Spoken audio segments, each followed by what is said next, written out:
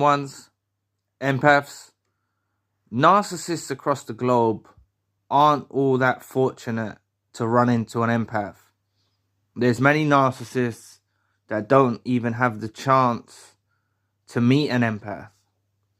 They meet other toxic personalities, they meet other psychopaths, sociopaths. They don't actually meet an empath. But the narcissist involved in your life was fortunate enough to meet you, the empath. And the thing is, what usually happens in these scenarios is the narcissist that's involved in your life ends up destroying the relationship that you two shared. They end up destroying it for whichever reason.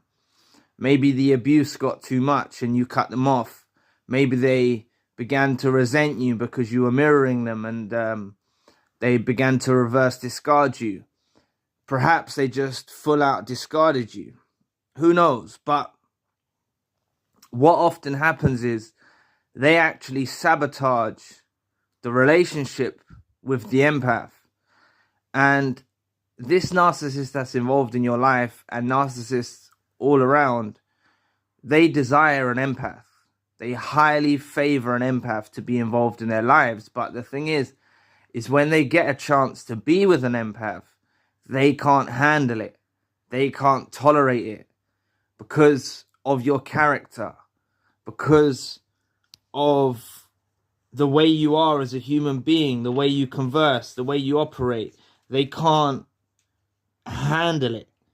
And I made a video recently about the narcissist wish they possess the skills of an empath, or they wish they possessed the character of an empath. And this is what happens. Like, the longer that you spend with this narcissist that was involved in your life, the more they resent you for being an empath. Like, they like your potent supply, but it actually causes them a huge upset by seeing you mirror back to them exactly what they are, because an empath mirrors to the highest possible degree back at the narcissist, and it inflicts narcissistic injuries.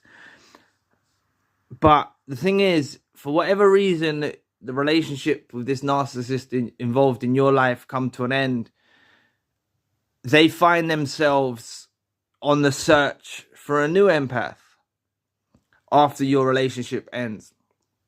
They find themselves searching for someone who is subservient, who is loving, kind, generous, caring. They think they can find this anywhere, and they fail every time. The narcissist involved in your life after the relationship with you two, they relentlessly try and pursue a new empath. They relentlessly try and find a new empath. And it's highly unlikely they ever will find another empath. I've heard people say that only once in a lifetime do a narcissist find an empath, and it's highly unlikely they're going to find another one. They will run into toxic personalities. They'll run into people that try to use them and abuse them and mistreat them. They'll run into those types of characters, but they may never find an empath again. And this is where they find themselves at. They find themselves relentlessly trying to replace you, the chosen one, the empath. This narcissist that was involved in your life is relentlessly trying to replace you. And the more and more they go down the rabbit hole, the more and more they go searching, they find out that you are irreplaceable and they can never actually replace you. The narcissist involved in your life will settle for second best. That's all they can do, is settle for second best. And they resort to trying to turn and tame a new supply into acting the way that you do, in trying to teach them and train them, trying to teach them to be able to function like you.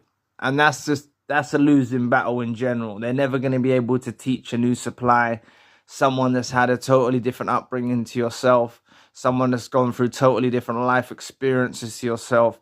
They're not going to be able to teach someone to function like you.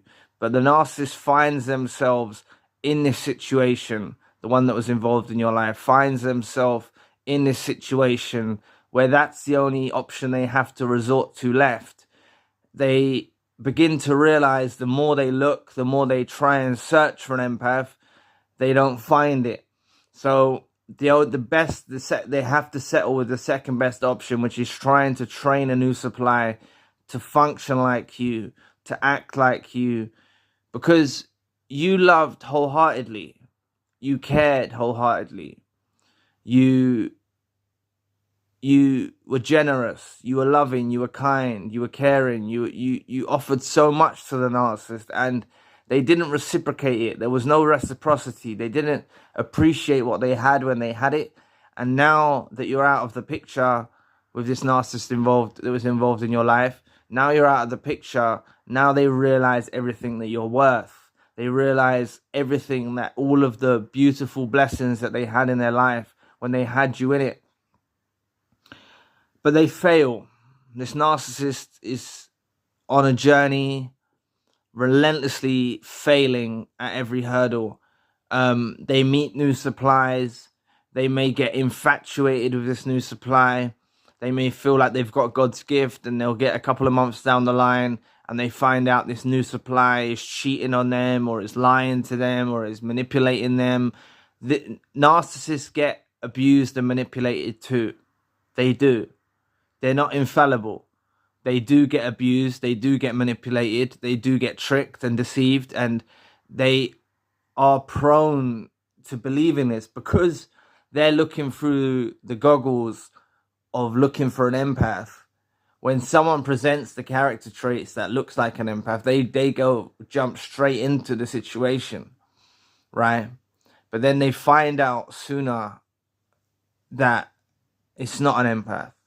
It's not someone like you. You see, you're irreplaceable. They're not able to find someone like you. The narcissist that was involved in your life is not able to find someone like you, no matter how much they search, no matter how much they try. And they were fortunate enough to actually have you in their life, because there's many narcissists around the globe that don't have the chance to ever even meet an empath. There's many of them.